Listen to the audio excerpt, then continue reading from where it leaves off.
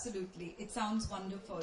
And I'm very glad to hear what you said. So it sounds like, because, women in media is very important. If we are portrayed as empowered women, it does somewhere send a message to everybody. So I'm very glad to hear that actually this, you pointed out several movies, a movie every year or a movie every decade. Yeah. So maybe we could now have more movies rather than just have the one movie every decade. Talking about women entrepreneurship and empowering them, Kalyani, something that we didn't know about you, that you're actually a serial entrepreneur. You've always been in business. You were in business with a lifestyle brand when nobody really had a lifestyle brand. Tell us something about yourself and about the business. Do you really think that these businesses, smaller businesses, can make women entrepreneurs, make them join the workforce? Do you employ women? Can handicraft maybe give women jobs? Meeta, that's a lot of questions. Firstly, yes, thank you very much for having me here. This is a great honor. I seem to be, over the years I've been associated with Vicky, been a Flow member for so many years, but unfortunately I don't come for meetings. My mother, who's here, visiting from Calcutta, was suddenly surprised to know that I wanted to come for a FICCI meeting, little knowing that I was, speaking tonight, this afternoon. Yeah, my mother's right there. I have been a serial entrepreneur. My life has been full of circumstances, opportunities that have come up, and I've never, I think, shied away from which, and I've always said, why not, instead of, oh my God, do you think I can do it? I have done so many diverse things which have, from the time that I had a boutique, the first lifestyle and fashion boutique in Calcutta, called Kalyani, very original, which you modeled for, Vineeta. Yes, you did, because of my lookbook. You do, Vineeta.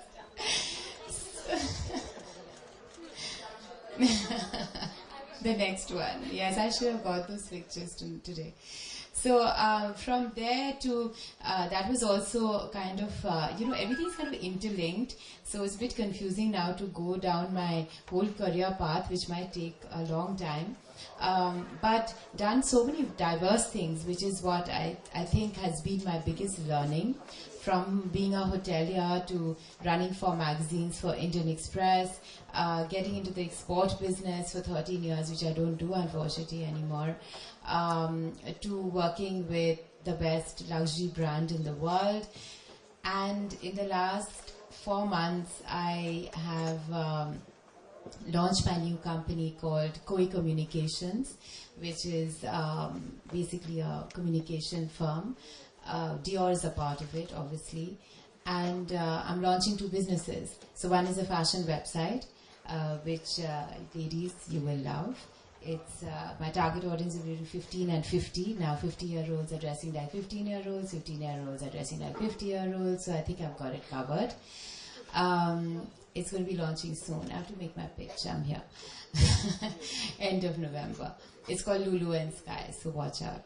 And a silver business with my ex-husband, believe it or not. So, yes, there are sides of me which are more than surprising. I think my biggest, so many people ask me that what keeps you going, what makes you do what you do? The answer really is, to be honest, has been my daughter. My husband and I separated when she was barely 2 years old, and it was very difficult. And it was all really about finances. I'm very proud of the fact that I bring up my daughter without having compromised on anything. I educate her in one of the best schools. She goes to England. She went away very, very early, which is the only regret I have in my very crazy life. But my mother babysat us for 10 years of her life, giving up her life in Calcutta. And I don't know what I would have done. What would we ever do without our mothers? I don't know. I don't know what I would have done without mine. And, you know, my father's in Calcutta, so it became very difficult, so she had to go to boarding school.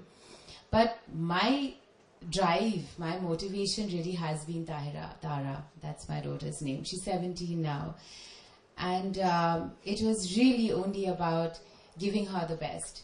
So that was how I started yet again, you know, driving myself to do better and more and more and more, and taking up possibly more than I could handle, but somehow I managed to do it, thankfully.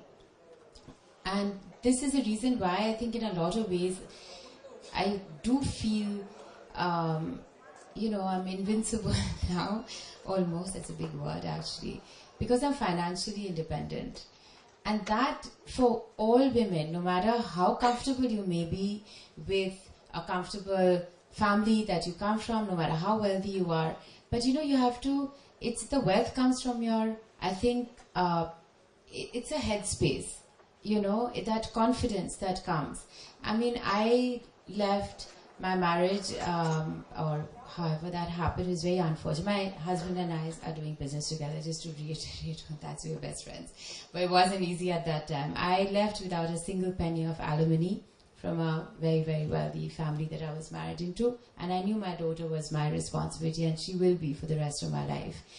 And that may have been my drive, but today, at this age and stage, I'm starting 2 more businesses. I can do all these things, and I have a life which is enviable to most, not because of my wealth, which I don't still have, but it's the way I've led my life.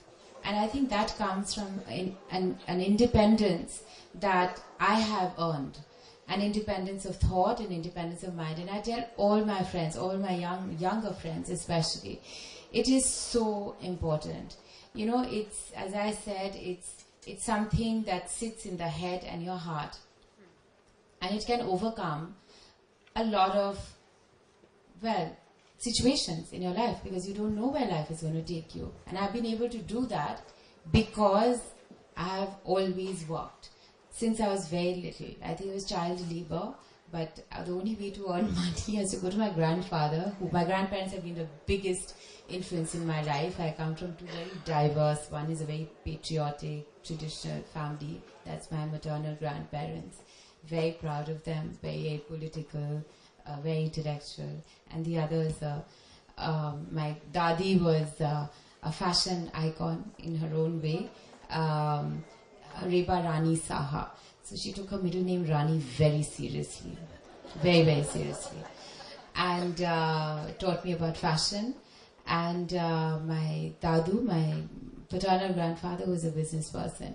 So I had to earn, he always told me, you had to earn your money. There was nothing called pocket money when we were younger. You know, we had to earn everything. I had to wash a car or file his cabinets or whatever it was. But it bought me a Coke and it got me Puchka. And I had to sing Jaja Shiva Shankar, this inane song by Mumtaz, who has to love, and get free Muri. Yeah, for all of us. So, yeah, I've been entrepreneurial for sure. Actually, something you said, which one of the things, there are many reasons why women can't become entrepreneurs. Finance is one, but the single most important thing is we need family support. And so you had your mum, Mrs. Saha, sitting here. Ravina, what about you? It's very important. Did you have family support when you got into also, you know, not a traditional work mode force? I mean, you became an actress. Well, you know, I'm in this industry completely by default. I never grew up with visions or dreams of becoming an actress.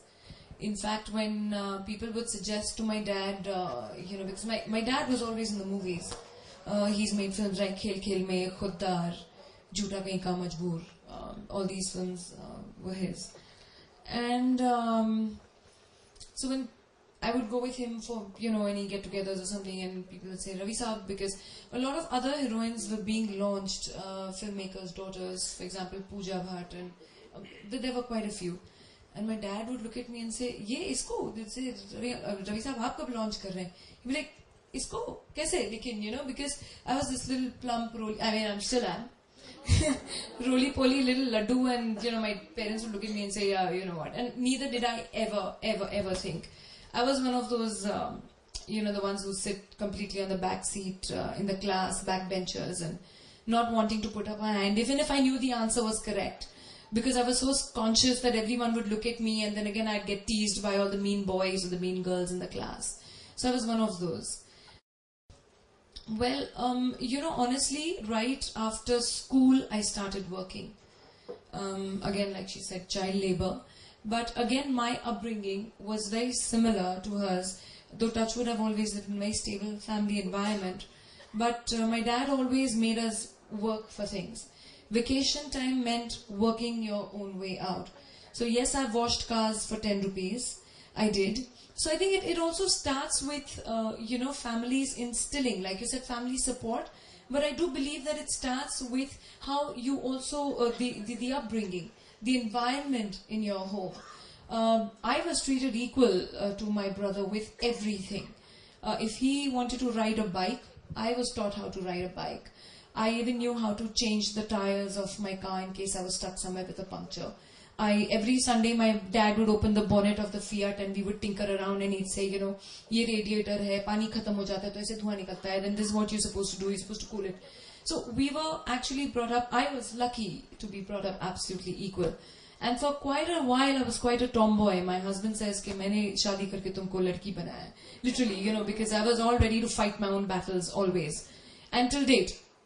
The fact being that I think this need to stand up on your own feet and do something, has to come from within. It is awesome of Fiki to keep thinking and reinventing, different kind of programs and, innovative ideas where you do empower women by giving them the strength to probably within their homes or to step out of their homes, but to start off, small, companies or make them into, get them thinking in the business way, whether it is to lend a helping hand in their homes or it is even to stand up on their own. So I think it is a fantastic, approach that you've taken. Thank you. Thank you.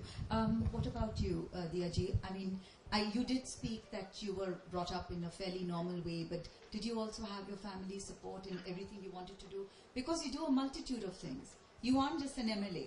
You are doing, you're looking after your palaces, your arts and culture, heritage, NGO, skilling people. And and your children, your mother, daughter, wife, sister. I'm sure you had a supportive family as well. I was very fortunate to have a very, very, very supportive family, right from my father, mother. Anything that I did, they would be backing me. Because in Rajasthan, it's not a very, they don't really, and I was an only child, no brother or sister. So lucky that way. But, they don't really, very conservative in their thinking, people in Rajasthan still are, especially in Rajput families. They still don't think as women heads of family. And my parents regarded me and treated me like a boy, like they would, like a son or daughter. There was no difference.